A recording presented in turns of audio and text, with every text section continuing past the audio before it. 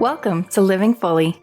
Each episode is a chance to talk about mental health in a way that's simple, honest, and helpful.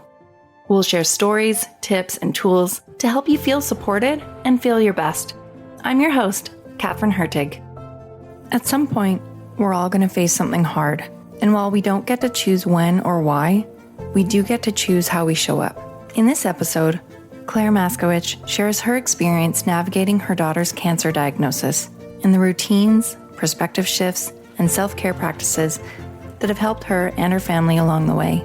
We're also joined by Calgary Counselling Centre Counsellor Ashley Enzie, who helps us understand how community, compassion, and taking care of ourselves can make it possible to cope, even when life feels overwhelming.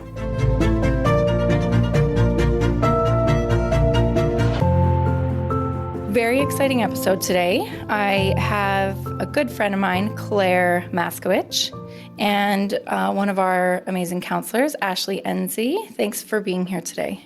Thank you so much. I'm really excited to be here. Yeah, thanks for having me, Catherine. It's great to meet you, Claire. I heard about you during my last podcast episode. All right. Well, I feel like there's pressure now. So No, there's none at all. Okay, Claire, tell us a bit about your story. Where do I begin? Well, I guess the main kind of reason we're here today is to talk about my story with my daughter. So in May 2023, my daughter was diagnosed with stage 4 neuroblastoma, which is an aggressive form of pediatric cancer. And I think the question I get asked the most is, did you know? What were the signs, symptoms? And honestly, there wasn't really a whole lot, which is what I think the scary part was. But it really started May long weekend 2023. I won't get into it too much, but my daughter was really, really tired, and she was 5.5 years old, and she was actually napping that weekend, which is unheard of for anyone who has a 5.5-year-old. And she was complaining a lot of groin pains, like in her pelvic region, which I just chalked up to be growing pains because my oldest daughter experienced the same thing at that age. But then on the Monday of the long weekend, she spiked a fever, and that fever lasted all week, and the leg pain got considerably worse to the point where she was actually pulling herself up the stairs using the banister. So we ended up going to the Children's Hospital. They ran some blood work, and unfortunately, after a series of ultrasounds, MRI, biopsy, CT scan, she was diagnosed with stage 4 neuroblastoma. So it's been a wild ride. We had about an 18-month treatment protocol that took us to September 2024. She was out of treatment for 6 months, and then unfortunately we found out she relapsed this last April. So we've been back in it ever since. And what were those first days or weeks like? I mean, that news, that's got to be the worst thing that a parent can hear.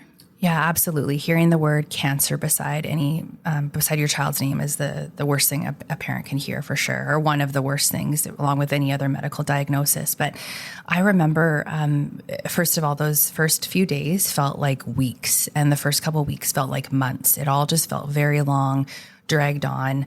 And the best way I can describe it is that I felt like I had out-of-body experiences. Like, that's what it felt like. And so many times I caught myself thinking, how is this real? How is this real life? The one moment I remember the most was the first night that I went to the hospital. I stayed overnight with her, and then we were admitted into the hospital the next day. So my husband stayed that second night with her. And that morning, the next morning, I woke up at home and I was sure it was a nightmare. Like, I was like, oh, that was such a terrible nightmare. And then to look over and my husband wasn't beside me. And that's when I knew it was real. And Ashley, in your work with clients who are experiencing a struggle like that, you know, what emotions, thoughts would typically show up? Yeah, I think what Claire just described is pretty consistent with what a lot of people go through. Initially, I think there's that real shock and disbelief that this can't be happening, feeling kind of in a fog or feeling numb. And then, of course, there's the fears about the future, the child's health and the implication of treatment and treatment options, anxiety that comes alongside that too. And then I think in terms of, you know, the individual parent going through all this stuff, we start to see kind of physical manifestations of their distress too. So maybe difficulty sleeping, trouble concentrating, emotional reactivity, changes to appetite, lots of different physical signs and symptoms for what the adult is going through. And I think another one that I've heard before is some guilt and blame. Did they do something wrong to contribute to this? Did they miss a sign or symptom? Could this have been prevented earlier if they had seen or noticed something?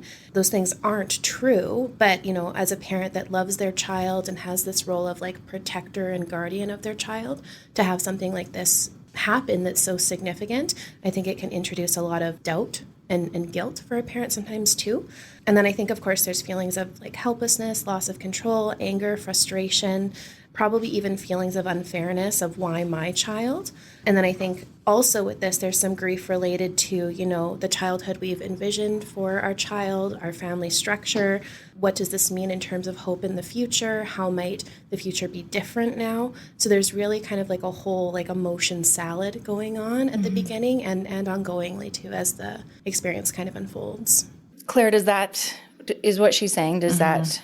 Yeah, there's so many times where I want to be like, yes, exactly. First of all, let's talk about the physical symptoms that come up with parents. And let me tell you, Kathy knows this, that I experience insomnia all the time now. Like it's like clockwork. And I'm sure that's just, my mind racing and all the thoughts and the things, and my mind can't settle. So definitely insomnia is a big thing for me. I'm tired because of that. And then the guilt, like going back to the guilt, there are moments that I look back on, and still to this day, I think that I've worked through them pretty well. But a couple points, I remember that whole week where Sloan was, dealing with this fever and this leg pain. I just kept thinking it was the flu. And I was like, it's the flu. My mom, as concerned as she is, she felt like maybe there was something else. And I don't know if it's denial or a bit of a protective measure. I was just like, nope, it's definitely the flu. And it wasn't until my mom and my husband were like, maybe we should call 811 and let's call HealthLink. And that's how we kind of came to the conclusion we should go in. I think that's so normal though. Like we just want to chalk it up to something that it's not. Yeah, something average, something typical. Because there's no, at the time I felt like, there was no major red flags, and looking back maybe, but and even there was one part when Sloan and I were on our way to the hospital, and this always sticks out in my mind, and Sloan was singing away in the back seat to whatever song was on the radio, and I remember exactly where I was, and I turned the radio down and I said, Sloan, are your legs actually hurting? Because I do not want to go sit in the waiting room for 4 hours for no reason. And she was like, no, they still hurt. But in that moment, like I always think to myself, can you imagine if I had turned around? Can you imagine if I had said to myself, this is a waste of time and not gone? But there's a lot of, what ifs, and looking back doesn't help any of us. Yeah. So. And I think too, like when you have children, they get sick so often, right? Yeah. And you can't be like overly reactionary to every single little thing. Like sometimes they get a flu and you have to let it run its course, right? And then I think there's also this piece of like you as a person going through this for the first time and probably not having a template for, well, how does cancer just show up, right? Totally. Like what does that look like? And as you described like your daughter's experience, I'm like, oh, would I know intuitively like what that just was and be able to respond right away? No. And I don't think most people would until you go through it, right? No, it's true. Well, and I think about what, my conversations with you counselors about signs of mental health distress. One thing, like one symptom isn't like, you have depression. It's, a culmination. It's what Joel says, intensity, frequency, and duration. So, I mean, looking at any of these symptoms on their own wouldn't always throw up a red flag. And could mean anything. We don't know till we know, right? Yeah. The only thing that tells us is the blood test. Yes, it's true. And even then that wasn't conclusive, and there were other things that had to be done. So it's true. You have to look at the whole picture, and you can't get caught up on one thing. And we know that often that comes with anxiety, and you get hyper-focused. And I think I didn't want to go down that path. And I've struggled with my fair share of anxiety and depression in the past, and I think that I've learned to kind of come out of that. So that's also probably a bit of a defense mechanism on my part, is that I don't let my mind spiral and go down that path. Oh, of course. Yeah. So Claire, Ashley had talked about kind of what you thought your child's childhood would look like. In the work that you've done with your own counselor and like throughout this whole process, does grief come up? And what does that look like? Yeah, oh, for sure. It does. And it's funny.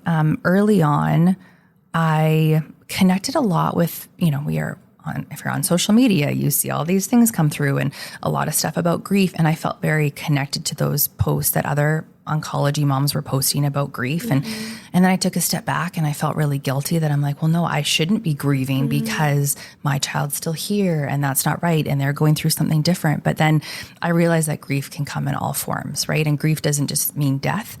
And for us, a lot of grief is, the loss of what the future could look like for Sloan. And, we hope that that's still there and we hope that that's a possibility. But unfortunately, after relapse, the chance of survival drops below 10%. So, that's a reality for us. And then the other thing that I've learned that I grieve quite a bit actually when we first found out she relapsed in April. Obviously, we were shocked because we felt like she was doing so well. So it was a huge shock to hear that she had relapsed. But I actually was grieving the fact that we had a sense of normal for 6 months. Yeah. And that was quickly taken away from me. I had some exciting things in my future with my career, and I felt like that momentum was just stripped out from underneath me. So grief can come in all forms, and grief doesn't just mean death. And I think that we often associate grief with death or loss, but loss doesn't have to be life. It could be what life was supposed to look like or a sense of normal. And that's what I was grieving. And I still go in and out of that quite a bit. And I think that that's very aligned with how I would look at grieving. So I think there's like the loss of normalcy and predictability. There's this loss of who their child like maybe used to be. We've already talked about fears of the future and that sort of thing. And then I think at like the individual level, there's also maybe like the loss of control that we have to grieve, the loss of autonomy, the way that it maybe impacts your own health or work or relationships. And so all of those things, I think, become really important when we're talking about grief in a counseling or clinical setting. And then I think part of my role, too, becomes how do we kind of help that person to see what they're going through, to validate it, to kind of become that companion for them, like in their journey. And also this really important part, I think, of compartmentalizing some of their experiences and some of the different ways in which they are grieving, because I think the intensity of some of the stuff we're talking about, it can kind of drown a person if you stay there all the time. And so this piece of figuring out how do we hold this in a way that still allows you to come up for air sometimes. Yeah, definitely. I do, if I can speak to that just really quick around, like you talked about, holding on to that grief and living in this like sadness and the one thing that I feel like has really helped me over the last, 2, almost 3 years now is let go of what you can't control and control what you can. And I know it's easier said than done. And it's not easy to be grateful when things are hard. It's not easy to choose to show up, and it's not easy to, be mindful of perspective and all of that kind of stuff. But what's even harder is living a life of sadness and living a life of why me, or thinking about the worst case scenario. That is harder.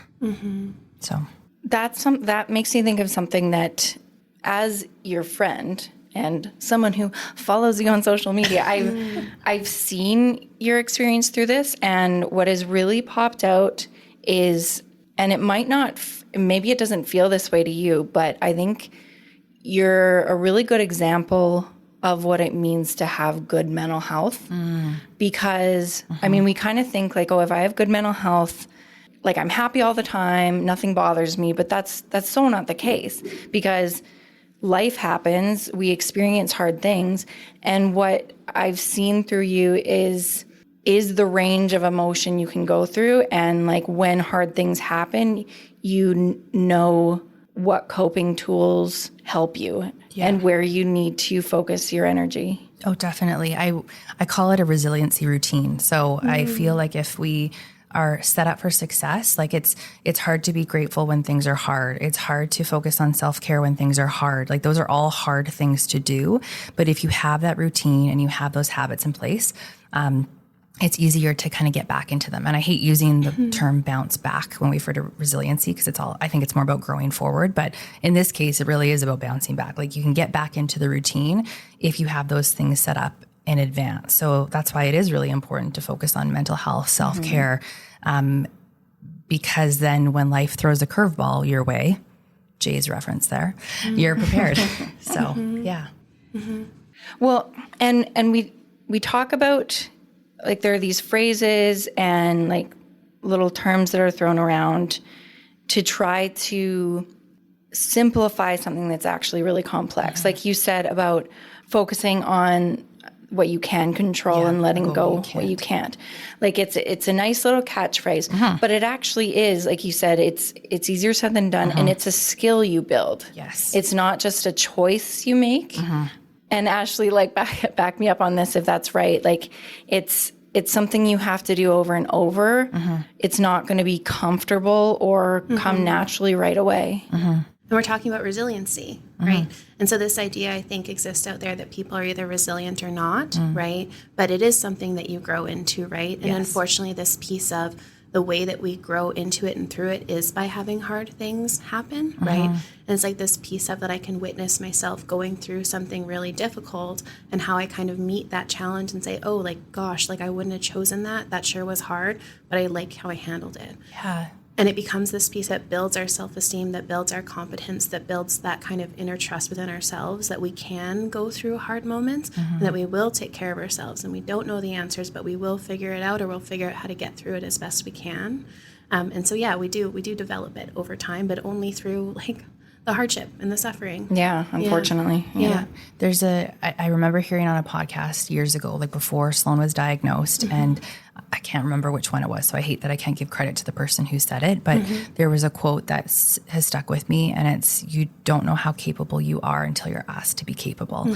And if you had asked me in my early 20s, when I struggled with anxiety about going to work, if I would be able to handle this diagnosis, I would have laughed in your face and I'd been like, no, I would curl up in a ball and I would come out of my room and there's no way I could handle that. And then it's amazing how, when you're faced with tough things, like you step up. And the one thing I don't love that a lot of people say when they're going through hard times is, and like asked how they're handling it, is I had no choice. Because you do have a choice. You do, sure, you have to fulfill your basic needs and you eat and you sleep and, you know, whatever it is. If you have kids, you have to take care of your kids, but you do have a choice on how you show up. And that choice and how you show up changes day to day. Your ability to cope changes day to day, month to month, season to season, and you have to give yourself grace. Like, even though I feel like I have handled this pretty well over the last couple of years, I have had some really hard days and some low days, and that's okay. And I don't beat myself up for it, because I know that because I have the habits built in around resiliency routines and gratitude and practicing all of these things before life got hard, I know I'll be okay. Yeah. And I think that also becomes a really important part of the conversation too, of allowing there to be hard days, because also like you have children around you, right? And so to be able to role model to them that like feelings in this process are normal, and like being resilient doesn't mean just being strong and shoving it all down. It means that we can be honest with each other in what's here, and we can talk about it, and we can support each other and be compassionate. And that's like part of being human, and like a bonding and binding factor too in relationships. So there's nothing wrong with allowing yourself, I think, to be human in deeply human, painful moments. Yeah. I think that being vulnerable is what connects us. Like we've all been through hard things, whether it's relationships, finance, work, and that's what connects us. And and speaking to the kids and the role model, or the what I set for the kids in my life and my girls, is that we feel the feelings, and there's nothing wrong with that. And I have cried plenty of times in front of the girls in a healthy way, but they know that it's okay to express those feelings and those emotions, and then it gives them the safe space to do it in return. Yeah, and you're teaching them empathy too by doing that. Oh man, and let me tell you, Sloan, now she's just turned 8, and Kathy knows this. She is the sweetest, like she's always been an old soul, but her level of empathy, like with what she's been handed and this terrible situation, she is the most empathetic, kind, and understanding child. And I think that it's things like this that we can all learn a lot from kids that are going through stuff like this. Yeah. So Ashley, like what Claire's going through, it's not just happening to her, it's happening to her whole family. How do you help parents kind of navigate a situation like this? You know, kind of the immediate crisis feeling, the ongoing grief, that kind of thing. I think lots of things that we talked about before in terms of like the different ways it can show up. But I think also there's this piece of acknowledging that now an experience has been handed to us as a family that we don't have a template for, and we don't know what to do, right? And so I think that there's this piece of maybe I'm going to say humility or humbleness a little bit that comes with it, of being able to say, nope, like I don't know. And this is the moment that I have to be able to call on friends or family or community for support. I think that this is also an interesting space where we have a lot of narratives around like what it means to be a mom and being self-sacrificing and always putting others before you and that sort of thing. And now all of a sudden, there's probably much more on your plate than you have capacity for. So being able to have conversations around what are the barriers to you being able to ask for help? What are the barriers to you being able to, leave your child for the 2 hours and go take care of yourself in ways that give you kind of some mental, emotional, cognitive space a little bit so you can kind of keep showing up for them. And so I think especially when a situation like this is ongoing, this idea of capacity becomes really important, and also community becomes really important, because you just can't do it all yourself, probably. And if you do it all yourself, you're probably risking some burnout, and it's much easier for us to support kind of proactive self-care than burnout recovery. And so kind of the thing that I always say to clients is you are the vessel from which everything you do flows from. And so if you're not okay first, nothing else is, right? And that kind of sounds like a platitude, but if we kind of play that out long enough without you being self-caring or getting the help you need, like where's that going to go? Right. And people normally have pretty predictable answers to that. And so the earlier in a journey like this that I can get somebody onboarded to really taking care of themselves, really building social support networks, really utilizing resources, I think the better outcomes are. And that's going to be a lot of the early focus of how do we help you endure something and have endurance for something that might be very ongoing. And those are two things that I definitely wanted Claire's perspective on. I know that self-care has been a huge priority for you, and I see like that you take the time to take care of yourself. Yeah, you're absolutely right. And again, talking about building these things into our daily routine before things get hard and making a habit of these things before things get hard is the key to surviving tough times. And the self-care and that resiliency routine has been big for me. And I fell in love with running in 2018. So now I was like, how many years is that? 7 years.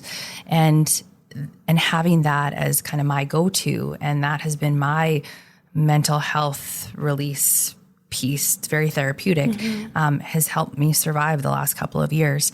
When we're in the hospital, like we're in the hospital for kind of week-long stays, the couple times Sloan was in for high-dose chemo, one was 6 weeks, one was 4 weeks.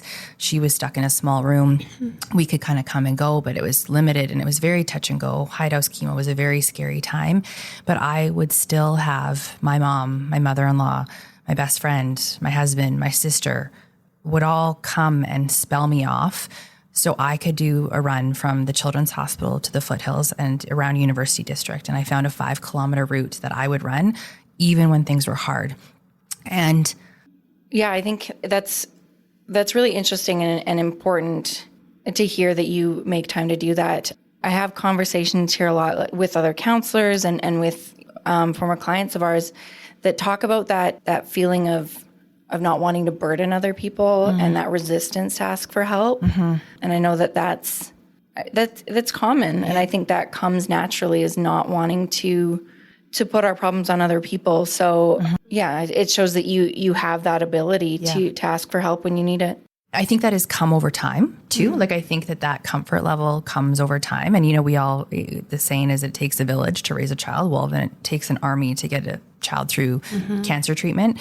But that wasn't instantly, like it wasn't instant for me. Like it took time to feel comfortable with that. And then I started to realize that people want to help. Like 9 times out of 10, if someone says, how can I help? They mean it. And for that one person who doesn't, well, then they probably shouldn't be in your inner circle. Yeah. But people want to help, and it's their way of showing up for you, right? And during tough times, people don't know how to help. So if you can ask for help, it's not waving a white flag. It's just being human, and that's okay. And it takes a village. Actually, one of the very first, and I call them red flag questions, that the hematologist asked my husband and I when we were first admitted to the hospital, he asked 3 questions. One was, what do you do for work? Do you have good benefits? And the last one was, do you have family or friends close by? So those were the 3 questions that we were asked when he knew. We didn't know at that point, but he knew which way this was going and what was happening. And so that's a huge piece, and finding that support network, and not everybody, if you're going through a tough time, you might not have friends and family close by, but that looks like finding a psychologist or a clinical counselor. Like, those people can be your people in your community, and at least having somebody to lean on when times are tough. That could be your medical team. It comes in so many different forms. I want to get into community a lot in a bit, but before I lose the thought, Ashley, she's had a lot of insights over her experience, and she was talking about mindset, about choosing how she shows up. What do you think helps people kind of reframe their experience, their difficult experience, without minimizing the pain of it? So I think firstly, we don't have to turn our hardships into sunshine all the time. And just because we can learn or grow through hardships doesn't mean we would ever willingly kind of choose it as a particular teacher. But often in life, this is kind of how we get our teachers. We don't get to choose them. So I think this question of like, how can we be present with it? And I think it kind of often calls us to look at the larger context of pain and to be willing to see both difficulty and possibility in it. Like, we could say, something difficult happens and this has really sort of like anchored me to my values, and that's really wonderful, and maybe, informs the way that we live life more richly. But like we were saying, like, also we wouldn't choose this. So I think it kind of calls us into this space of practicing some real psychological flexibility, and also a lot of compassion that maybe in my best moments, I can see the learnings and gifts that are present here. But then also maybe the next day I don't, and it just feels like suffering, and it's just that. And so I think it brings us to this other piece where we need to be willing to be compassionate with ourselves and respectful and responsive to our evolving experience of whatever is going on. And this piece of, how can we take a stance of patience and gentleness with ourselves to kind of be in this non-judgmentally as it does evolve. And I really just think, as we go through the process, we can be present with what's there as it's there. So sometimes it might just be pain and suffering, and we can be in that with ourselves. We can feel that deeply, and also trust that maybe around the corner is the next moment of, man, that little girl is brave and positive. Man, I'm lucky to get to spend this extra time with her, whatever it is. And so I think if we can curiously be with our experience, then there's room for all of it, I think, in a meaningful way. And it's not exactly the same as this experience, but in my own mental health stuff, I used to think I'd go through counseling, I'd gain these tools, but then I would get really hard on myself if I had a bad day, if I didn't handle something the way I wanted to, and I'd think that, this was a one step forward, two step back situation. But I've come to realize that that's not the case, that you can still have all the tools and the knowledge, but you're going to have hard days. Yeah. You're just a person. We're just going through it for the first time, right? I heard someone say to me one time, like, the human part is like working so hard, right? It keeps trying to be perfect, right? But you're not going to be perfect because you've never been through this. So I think if anybody's going through something like this, if they can read a really good book or work with a therapist around how do I be compassionate towards myself and witness myself and my experience, I think that'll really help, because it's just going to come up and you're not going to like how it comes up sometimes. And I think it also brings us this other piece around our socialization where bad feelings, bad days, like, they're bad and we have to get rid of them and we have to feel better. Sometimes we just feel bad. It's okay. Yeah. You're going to keep breathing and time's going to keep passing and the next feeling will bubble up. That's okay. It's okay to sit in the suck. Yes. Sometimes things suck. Yeah. I say the mud, the suck, the mud, it's there. Yeah.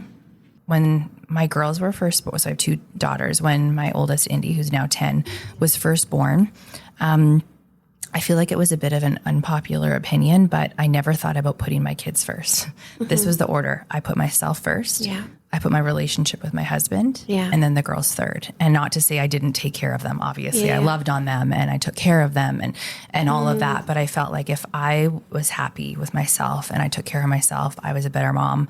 And if I had a good relationship with my partner, then like the stuff with the kids it comes naturally. Yeah. Like falls into place. So that was already a mindset that I had going into this. And that does support everything we know about the impact of maternal mental health on children, right? Like children see when you're not doing well. Yeah. So maternal mental health is very important in terms of predicting children's outcomes and also the cohesion of the parental coalition. So both of those things are What does very that mean? Check. What? What was the last one did you say? the cohesion of the parental coalition. So like the parents, Yes. like how the parent Exactly, interaction yeah. is. Yeah, that they're on the same page, Yes. that they are respectful towards each other, Yeah. that they agree on lifestyle and discipline and like different things like that. Yeah. And really, when we look at a family systems approach, that's the target for us in family therapy. How is the parental relationship going? Yeah. Because we see its implications in every other relationship within the family system. Definitely. So it's huge. Yeah. I'm sure there's probably a lot of research out there around like relationships too that come out of like a medical diagnosis for a child. And I feel like it probably could go either way. That's really. what the research tells us too, actually. Okay. If the pre-existing parental relationship is good, then going through something like this will probably continue to bond the parents. Yes. And it'll strengthen their relationship. And if there was already weakness and cracks in the relationship, there's going to be a lot more distress. Yeah. Yeah. I think I'm happy to say that we were on the first part of that conversation and that we had a strong relationship going into it. And I feel like it has only strengthened our relationship and allowed for a lot of really great conversations. And I'm very lucky to have a husband who's a fantastic communicator and shares his feelings a lot. So I think that really helped. And being on the same page, and not meaning like we have to have the same opinion about everything, but giving each other space to have scary conversations. I can only imagine that it would be really hard for a relationship with going through something like this if one partner wanted to express fears and concerns and the other one was just like, nope, can't talk about it. Nope, we're not going there. And that's not what my husband, Kurt and I are not like that. And we have had like, it's just so weird to think about this, but we will be on a walk with the dog and we can have a very frank conversation about what Sloan's funeral would look like. And that is wild to be able to talk about that with somebody without breaking down, but it's because it's become a reality for us and we feel like it's healing. Like we both feel it's healing to have those conversations. And Ashley jump in here with it, but yeah, I think it's important not to shy away from those hard conversations. Like, yeah, nobody wants to experience death, but if it's more open and talked about, I feel it would be... It's not so much of a surprise, right? Like, it's like you've... I don't know. I feel like you're not as blindsided, right? Yeah, if you can have those... And I don't know, you probably know more than I do about this, Ashley, but I feel like this is normal for a lot of people when they're going through maybe potentially facing death. Like there are death doulas now. Like there are people who help support you through that process. And I think it's because everybody's very different, obviously, but a lot of people find comfort in preparing. You prepare for the worst, hope for the best is what my mom always says. And that's kind of the mentality we have. Humans fundamentally, they don't like the uncertainty, right? They don't like the unknown. And in an experience like this, it's full of unknown, right? And so to be able to have those conversations and just play back and forth, like what would happen, even though we're talking about something that maybe we don't want to happen, I think there's a degree of comfort and a degree of still soothing the natural anxiety that would arise, just in being able to kind of envision possible futures and possible options. It gives us sort of some internal infrastructure a little bit to build off of when maybe different things in the future do happen. So we're not totally blindsided, like you were saying. Yeah. Claire, let's talk about the idea of community and relationships, because I know, through my conversations on this podcast, social connection is a huge factor in our mental health and how we handle challenges. So talk about how community has been a part of your process. Yeah, community is really, really big. So actually, it's one of the things that I talk about when I say, let go of what you can't control and control what you can. I say you can control your thoughts, your actions, and your community. So community is a huge piece. And like I said, it wasn't something that was automatic for me to ask for help, but really finding the people who lift you up when you're feeling down and can bring you peace when the world feels chaotic has been really big for me. And that might mean letting go of some friendships. Like there's, when you go through tough times, you really see who's there for you and who will show up not only when you're riding the limo, but when you're also on the yellow school bus. And those are the people that you need in your court. And I think I found those people, and a lot of those actually have been new friendships that have been built through this. And, you start to find yourself connecting with other people who have been through some really hard things, because those relationships are just on a different level of understanding. So community's been big, whether it's friends, our medical team, family, obviously. And like I said, I've, been seeing a psychologist quite regularly, and my girls have as well. So just leaning on people for support and not being afraid to ask for help. We often set up a meal train when we're in the hospital. We have a meal train that gets set up. I don't hesitate to ask someone to pick something up for us if we're at the hospital and Sloan really wants to make slime. If someone reaches out, I'm like, hey, can you pick us up stuff to make slime? And like I said before, people want to help. They're looking for a way to connect. And I think the hardest thing for me around the help aspect, though, is that, and this is, I guess, speaking to everyone out there, if you are alongside someone who is going through a hard time, you have to show up selflessly. You're not showing up because you want something out of it. And as an example, if someone has offered to drop off a meal, just drop off the meal, even if I'm not home or if I'm not around, or if you have to leave it at the front desk at the unit, it shouldn't be because you need to see me or you need to see Sloan. So I think that, just showing up and helping in whatever that sense or whatever that capacity may be. And for those who don't know how to help or how to show up, silence speaks volumes. If you don't hear from someone, that means a lot. And I know that things like a child going through cancer and anything to that magnitude can be uncomfortable and it can be awkward and people don't know how to respond. But you show up and you send a text. The best thing is when someone sends a text and it says, no need to respond. Just wanted to let you know I'm thinking about you. That's it. Yeah.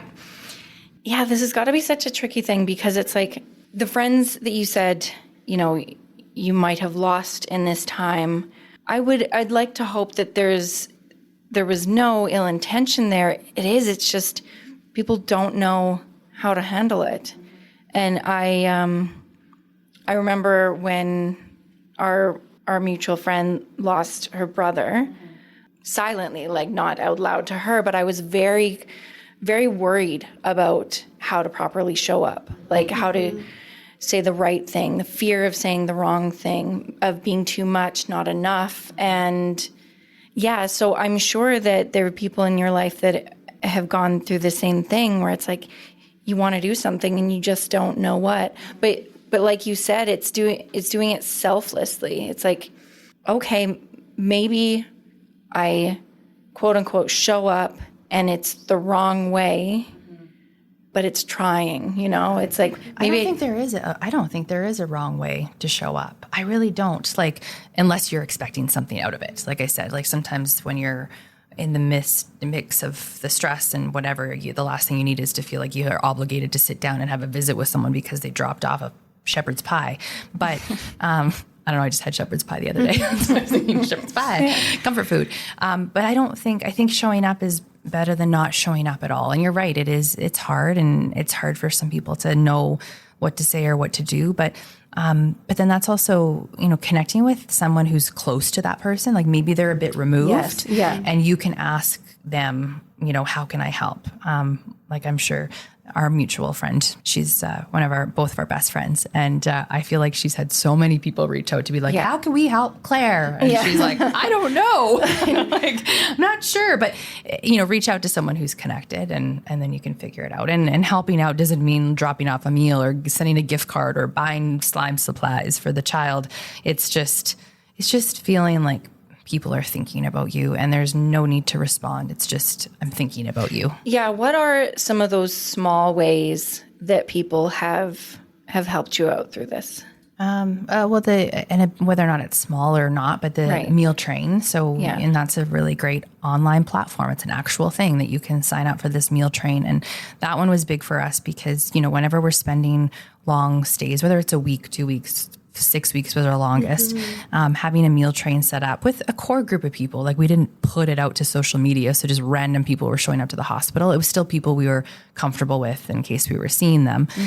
But having, we talk about what you need to show up as your best self, and fueling your body with good food is a really important one. So having that meal train, knowing that we were going to have someone drop off dinner every single night to the hospital for my husband or myself was really important. So that was a big one. I'm trying to think of other things. Oh, the very first year, the first Christmas that Sloan was diagnosed, I had 2 of my friends wrap all of our Christmas gifts because we just felt like we didn't have time to do that. Yeah. So those are ways that, people can show up. And as the person who's looking for help, it's not a bad idea. If you think of something, like jot it down in the moment, like, oh, I could really use support for that. Or, oh, I could, and then later on you kind of have like your list of the things that you can get help with. But initially it's really hard to know what you need and how to show up. So, yeah. On the flip side, I know you said there's no wrong way to show up, but I'm sure that there's been things that people have said that haven't quite hit the mark. Yeah, you're right. You're right. There have been some things for sure. But I always go with the lens that people are trying their best. And like sometimes they show up and that's what they think. Like it's no different than the saying, what is the saying? We should listen to understand and not listen to respond. And I feel like this is one of those situations that people are just trying to show that they have a connection, right? There's a connection somehow. So, we got a lot of people talking about their, and I'm not trying to downplay breast cancer, but my great aunt had breast cancer and she was given a year to live and she's lived for another 20 years. Like, yeah, great. And again, people are just trying to show up and they're trying to connect. And I understand that. So, and the intention there is obviously to instill hope. Yeah. So that's fine. So I can't really think of, honestly, I can't think of anything that has stood out to be like, well, that wasn't really helpful. Because I try to go at it with a very different lens and understand that everybody's just showing up the way that they can and how they think they should. And I think there's this other piece of people forget about the number of opportunities they have in communication to clarify and correct, right? And so like you might get it wrong, you might say something that doesn't land wrong or that, hurt somebody's feelings or bring something up, but that's the part of like being in relationship, right? And can we then just clarify and be there with somebody? Right. And you continue to have opportunities, right? And so I think like this big thing of just like, you don't have to know what to say, you're there to serve as a witness to pain, right? And like you were saying, just the text of you don't even have to respond, but I'm thinking of you, right? Just makes the load a little lighter, I think. Mm-hmm. Claire, what I've seen in your social media, you've used the phrase healing out loud. So what does that mean to you, and why do you choose to share your story and your experience so openly? First of all, I really want to write a book and I wanted to call it Healing Out Loud, but then I think there's a lot of books called Healing Out Loud. I was like, oh my gosh, this is such a genius idea. And then I went on Amazon. I'm like, there's so many people that have this. So anyways, that won't be my book, but that's okay. It's something that I learned early on that I have always found storytelling to be very therapeutic. And it's probably why I got into marketing and communications. Yeah. That's my background. I like storytelling and I like telling stories. So if you look back at my phone from when Sloan was first diagnosed, like I have so many notes, like just, that's what I do. Whenever I feel anxious or I want to get something out, I take my app and my phone, my notes, and I just did. And it's almost like by me putting it on paper or saying it out loud is it's giving myself permission to let it go. Like that is my let it go. I guess no different than, if you are angry about something, you write it on a piece of paper and you can burn it, right? Like it's the same kind of idea. So I very much find, for me, healing out loud is very therapeutic and everyone is very different. That's not the case for everyone. But the other thing too that I find, over this journey over the last couple of years of sharing our story and the ups and the downs and my feelings and how I've been handling it or not handling it has given everybody else the feeling of it's okay to share and it's okay to be vulnerable. And I think when we see other people with that level of comfort, it gives us that feeling of comfort that like, oh, I can be vulnerable in return and I can share and I will be welcomed with love and respect and I can feel seen, heard, and loved. And I think that's important for us to understand as human beings. Like, yeah, if you share, it gives other people permission in a sense to share in return. Those are like the exact words I use with clients. When you're vulnerable, it gives the people around you permission to also be vulnerable. Yeah. And we get to enter into these much more honest relationships, Yes. right? That where genuine support lives. Those are like my words verbatim all the time. Well, there like we go. permission to be vulnerable to the people who you love most around you. Yeah. And that's like, I think, a very meaningful gift to give to the people around you. It is. And your daughters. Yeah, for sure. And speaking about your daughters, this is a huge thing, like to happen to both of them. So how have you seen it impact them? How have you seen their mental health evolve, I guess? And what steps what steps is your family taking to kind of protect them? So huge emotional and mental hit for them as well. Like they had an understanding of what cancer was because my father-in-law was actually going through cancer treatment at the exact same time. So it wasn't one of those things that we were willing to kind of like tippy-toe around. Like some families, depending on the child's age, don't really get into the details, but we knew as soon as like they heard the word cancer that they would know what that meant.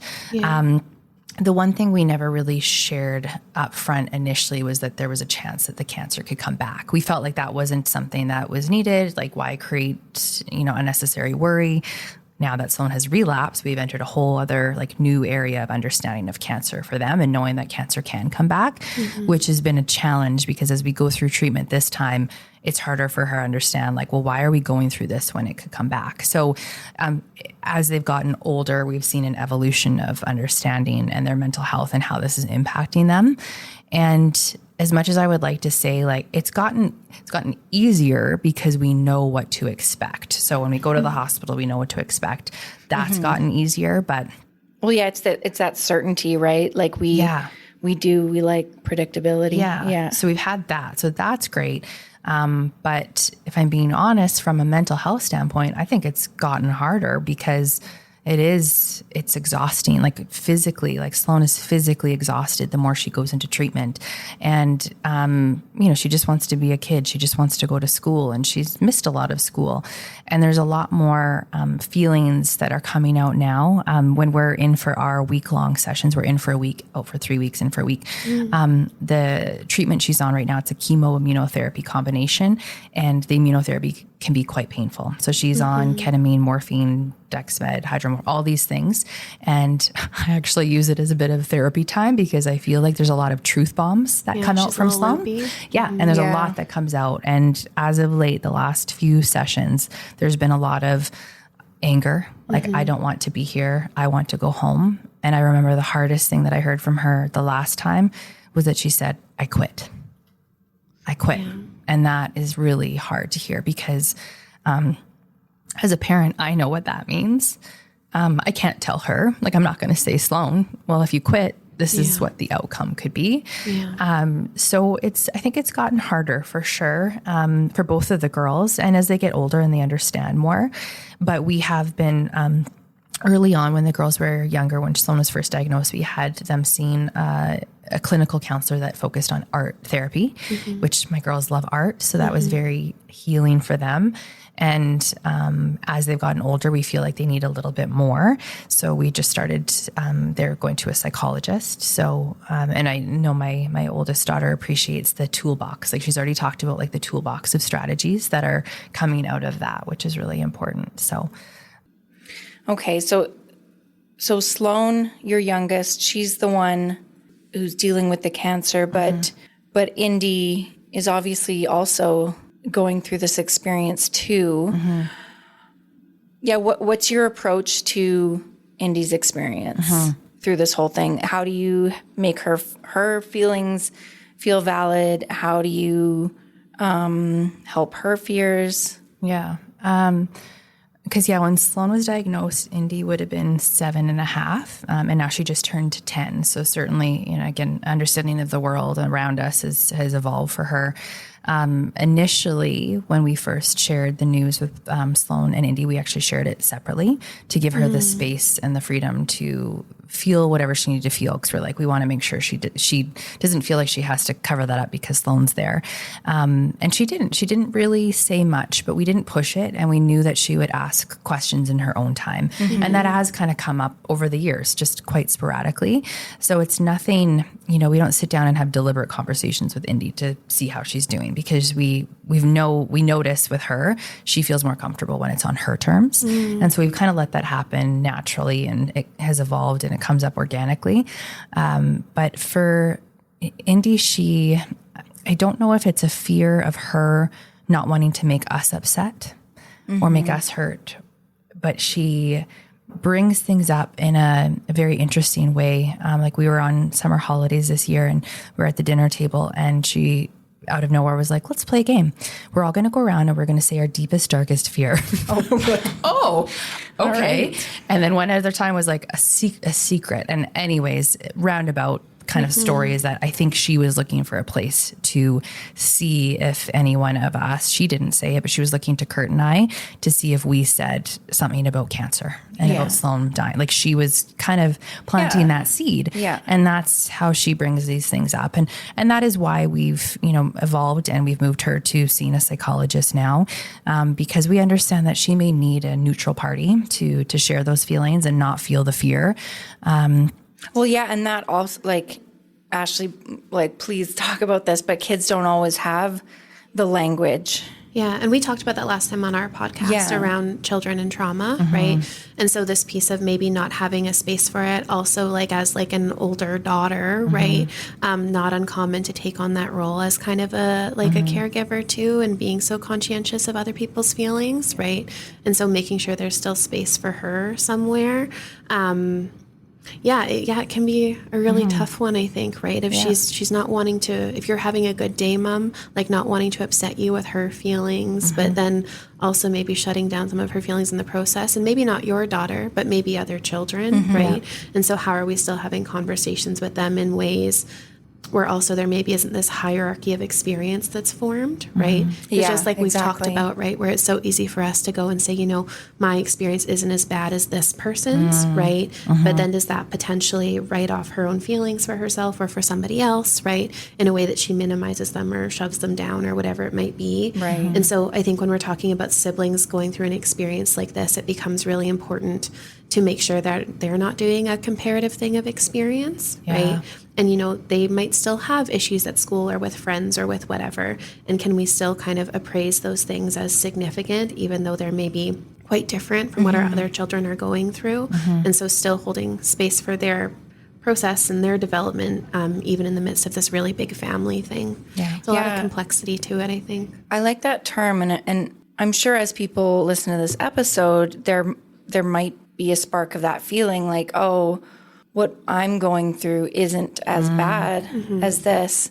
So we have to make sure to not it isn't a comparison. It's not a competition. Totally. No. Yeah. Hard is hard. And I always say hard is all relative. And that's something that has come up a number of times through the last couple of years for me, is that I find that I'll have a friend who will be like, oh, but don't worry about it's nothing compared to what you're going through. And I'm like, no, I still want to be that friend who you can lean on for support, because hard is relative and it depends what you're going through that day or that month or that season. And it depends, and obviously I had a very steep learning curve, but processing hard things, the tools and the concept and the ideas is the same, no matter how hard it is. Yeah. Right. I say that to clients all the time, that, sometimes I'll see people over time, right? Like we work together for a while and then they go away, and then, something new happens in life and they come back. Right. And it always feels like for big problems, there has to be some big answer or big solutions. But when we really strip it down, it is the same stuff. Right. It's the same kind of tools. Yes. Totally. And just like you were saying, Claire, so as this preventative, proactive way of being in the world? Can we figure out how to take care of ourselves and respond to our needs well? Because whether it's just for your wellness and welfare now or for the moments in life that come in the future, it will come up, right? And it's going to be the same tools that, you know, gives you the great day when things are going well and that keeps your head above water on the hardest days. Yeah. Yeah. There's no right or good age for a child to be diagnosed with cancer. But again, when we talk about perspective, you know, I consider us lucky, I guess, with the age that Sloan was when she was diagnosed, because I can't imagine the families who have kids that are 15, 16, 17, they're in high school, they're, you know, navigating a whole other thing with relationships, and they have their phones and they can Google things. Yes. And I don't know how parents handle that, because let me tell you, Google is a very scary place to be when it comes to cancer diagnosis. And I've heard this thing before too, that statistics from a medical perspective, they're bad indicators of individual outcomes, right? And so you said that, I think, quite early on in our conversation of it's good to know statistics, but poor predictors of individual outcomes. And so I think we can look at stuff, but also knowing that this might not be representative of our story. And also, does it create harm to be engaged in a story that may or may not be relevant to us? Yeah. How do we stay where we are? Yeah, Claire, I'm sure that's been a challenge, like balancing the amount of information you're taking in. Like you want to know what's going on, but at a certain point, is it like overwhelming? Yeah. And everyone, that's another example of like where everyone handles things very differently and different needs. And early on, I think both my husband and I, when Sloan was first diagnosed, we were the type that we needed to know. Like we wanted to know all the things, but some people aren't like that. And that's where I think the medical teams are good at understanding and kind of sensing what people want to know and what they don't want to know. But yeah, our primary oncologist, when Sloan was first diagnosed, I remember saying, well, there's no cure for cancer. And she's like, well, no, there's no cure for cancer, but that doesn't mean this isn't curative. Like this doesn't mean this is terminal. And she tried not to throw around too many statistics, but I got them out of her because that's what I need for certainty. I need the numbers. But you're right. Like there are on the flip side, like positive statistics, right? Like, yes, only 10% of kids survive after relapse. Who's to say Sloan's not going to be part of that 10? Yeah. And like also this piece of, for all of us, whether life is long or short, how do we want to spend our days and our time? Yes. Yeah. And I think you spoke to that a little bit too, right? Of it's exhausting to be exhausted and sad all the time, it is, right? Yeah. And like we just don't know, right? We don't know how much time we get with anyone ever in life, right? No, none of us know. Yeah. And so like let's use our time well. Where do we want to put our emotions, our energy, our opportunities? Yeah. Again, Claire, like you said, it's you're choosing how to show up. Yeah, choosing to show up in your mindset, and those they're not easy things. But what's harder is like sitting and being sad all the time. Yeah, like we don't want to make it seem that, if you're going through a hard time, you just choose to be grateful and choose to look at the good. No, like, again, it's not really a decision. It's something to work at. Like today, I'm going to choose to take care of myself. I'm going to choose to reach out to that friend, and the next day might be a different choice, but that's okay. It's hard work. All of this is hard work. It's not easy. It sounds like a super easy concept of like, you can't control you can. Like it's easy, sure.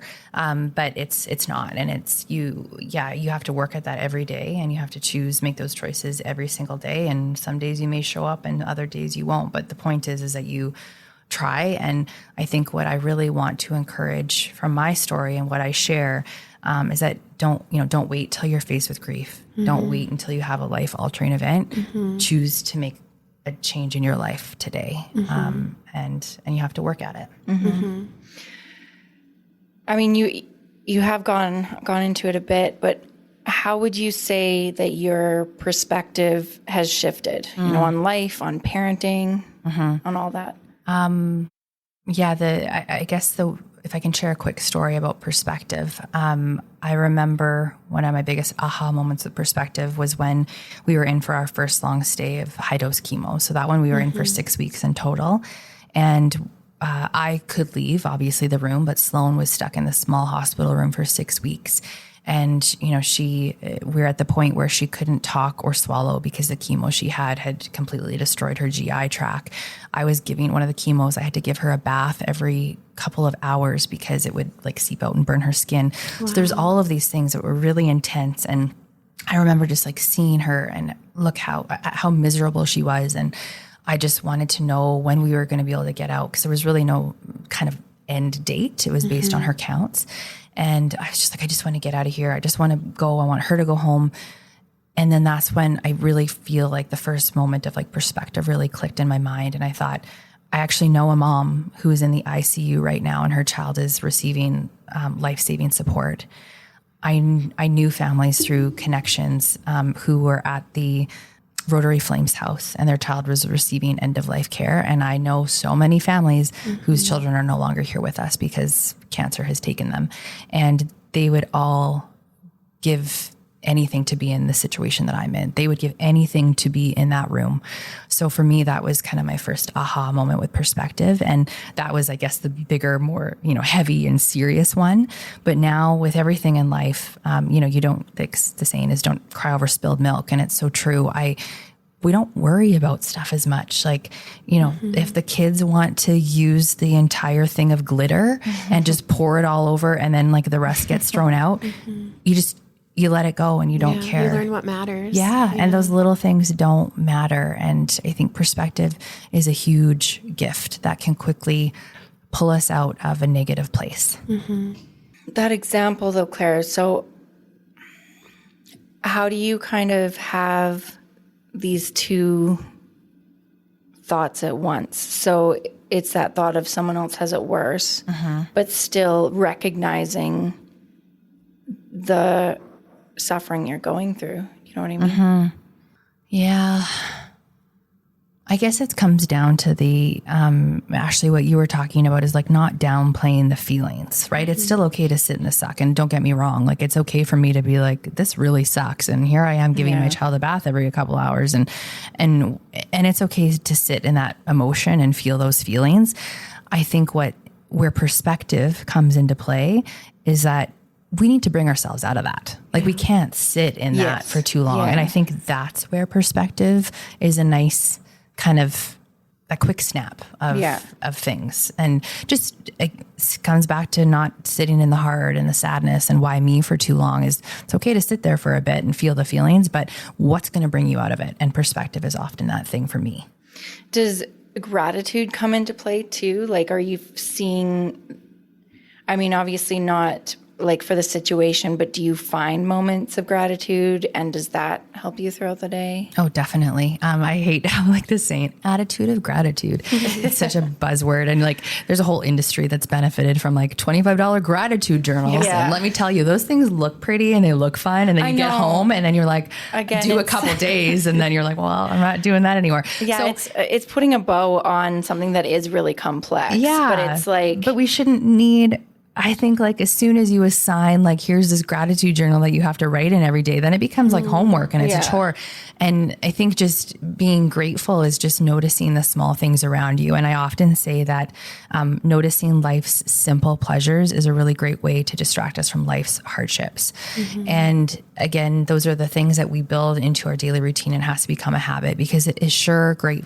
It's hard to be grateful when things are hard. So as soon as the more you look for the good things, the more your mind will automatically recognize them. That's what I'm, that's kind of autopilot. It becomes a bit of an autopilot thing. Yeah, it's brain science. It's neuroplasticity. What you focus on, you amplify. Yeah. Right? Which I think is very cool. Yeah. Like you can actually change your brain. Yeah. Yeah, it's really neat. So I'm now the girls make fun of me. So we just moved recently to a neighborhood, Harmony, just west of the city.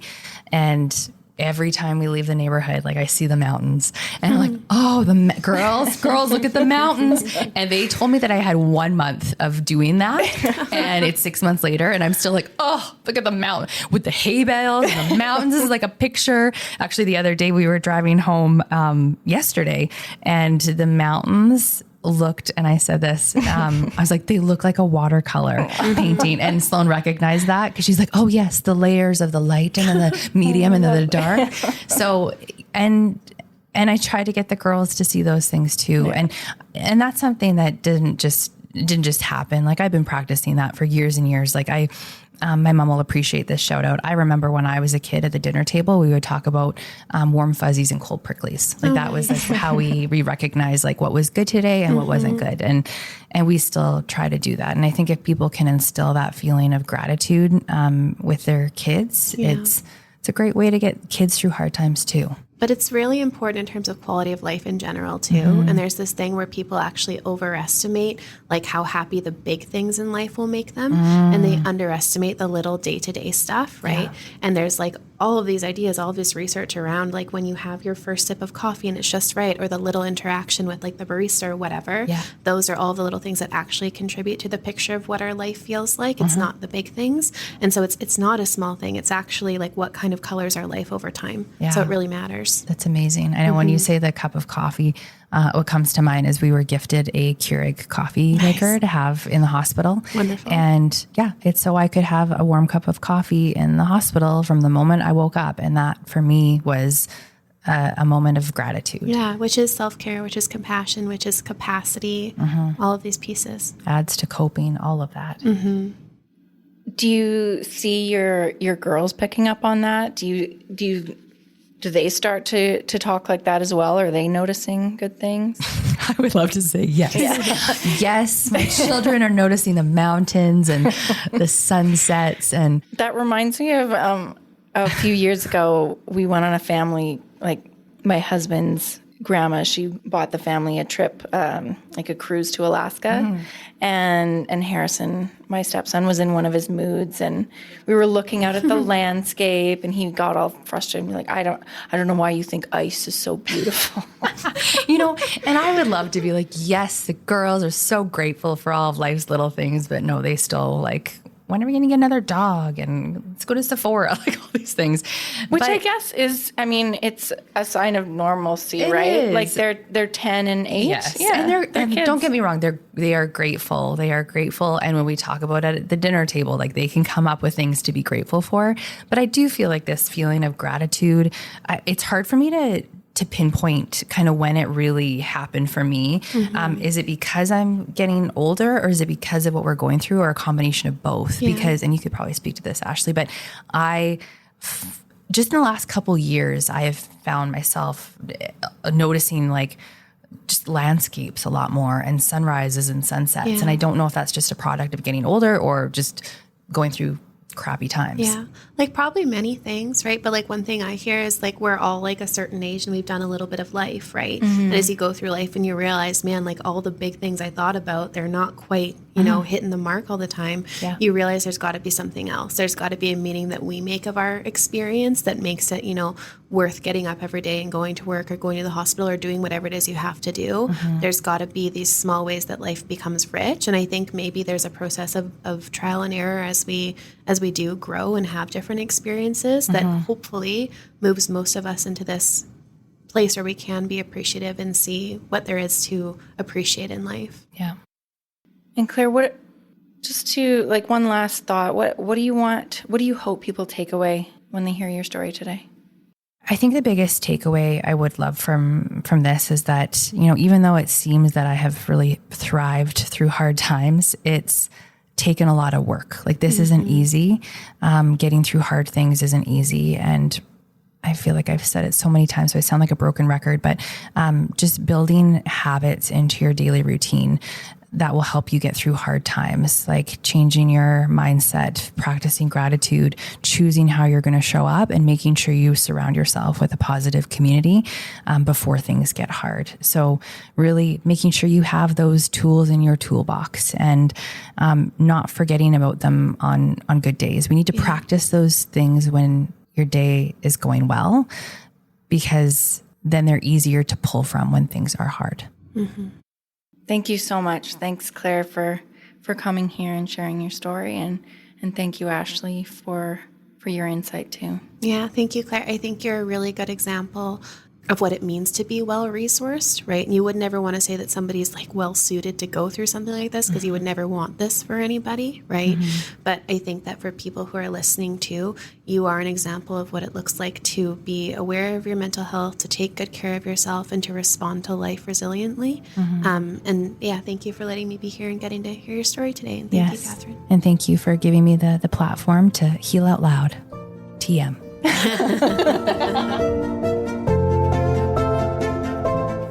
You've been listening to Living Fully, a Calgary Counselling Centre podcast. Thank you for tuning in.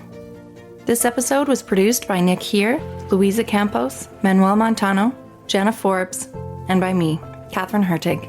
A special thanks to Claire Masikewich and Ashley Enzie. Tune in to the next episode of Living Fully on February 10th.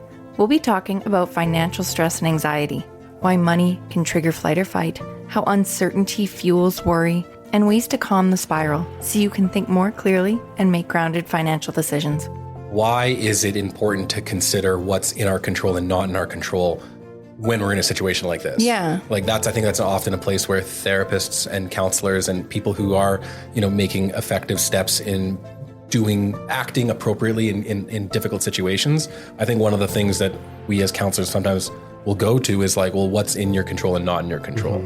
Because you talked about helplessness or hopelessness in these situations where snowballs start to happen or situations start to get out of hand, whether or not it was a systemic economic downturn or political tariffs or something, or you made a poor business decision.